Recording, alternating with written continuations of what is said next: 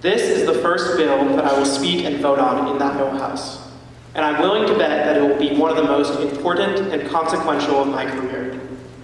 As I vote, our body will be considering the future of a public school system that has been the backbone of our state's character and our state's success. Schools so important that Iowa chose to put a schoolhouse on the state quarter.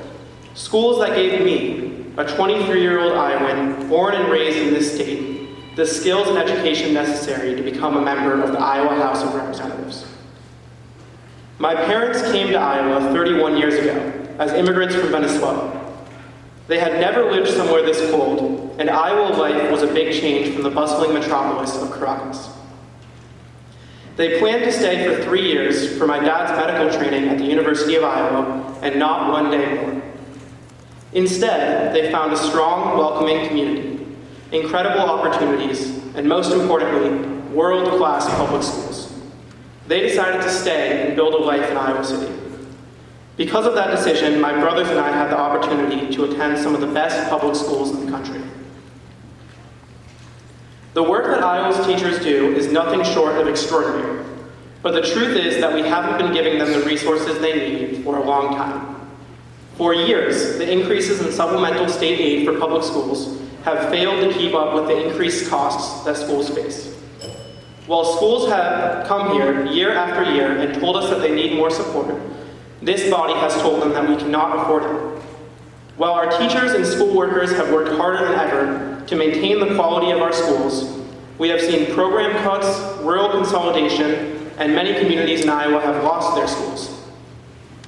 How can our state's leadership, after years of telling Iowans that we don't have the money to support their schools, appropriate over $344 million per year, most of which will go to families who can already afford private schools? In states with voucher programs, we have seen just that. The vast majority of beneficiaries are well-off families who would send their kids to private school either way. Imagine what else we could do with this $344 million. $344 million is enough to nearly eliminate tuition for Iowa's 42,000 in-state college students at Regents universities.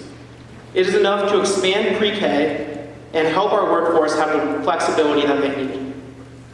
It is more than enough to make sure that we have enough paraeducators and that they are paid fairly, and to provide quality mental health care to young Iowans. It is enough to help our public schools thrive. Instead of any of these noble uses, this bill will help some of the richest Iowans send their kids to highly selective schools. Schools that are not even available in 75% of our public school districts. Schools whose tuition can be much higher than $7,500. Schools that can deny students on the basis of disability, religion, or first language. This bill will force rural schools to close, while simultaneously supporting schools that can choose their own students. This is the very opposite of school choice. It is discrimination. This bill would abdicate this legislature's commitment and requirement to provide a quality education to every Iowa kid, regardless of who they are or what they need to reach their full potential. This bill could devastate rural communities, many of which have school districts that have already had to cut back services. My two older brothers and I owe so much to Iowa public schools. The three of us were very different kids, but Iowa City Community Schools provided an opportunity and support for all of us. My oldest brother, David, read a book a day in high school and excelled at tests. Iowa City West High had the advanced coursework needed to keep him interested and helped propel him into a career in computer science. Jonathan struggled to read as a kid. At Lincoln Elementary, they had the resources he needed to succeed despite his dyslexia. It was not perfect. It took a while for him to be diagnosed, and my parents gave him a lot of support, but the school had the resources he needed. Jonathan's education helped him build a great career in financial technology. Everyone in our community benefits from this excellence. My dad was the head of the intensive care unit at the University of Iowa, which treats some of the sickest patients in our state, for 13 years. For 13 years, every single time, he was tasked with retaining a talented young doctor or recruiting a clinician from another part of the country, he would explain how friendly Iowa is to families. He would often introduce my brothers and I to these doctors, and have us share about the wonderful education we were being given by the state of Iowa. Every COVID patient who received world-class care at University of Iowa hospitals and clinics over the last 3 years has benefited from Iowa's public schools.